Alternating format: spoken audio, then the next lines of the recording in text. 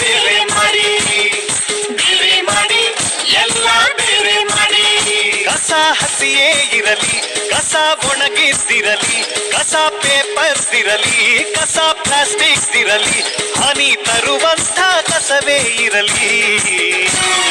ಬೇರೆ ಮಾಡಿ, ಎಲ್ಲ ಬೇರೆ ಮಾಡಿ, ಬೇರೆ ಮಾಡಿ, ಎಲ್ಲ ಬೇರೆ ಮಾಡಿ.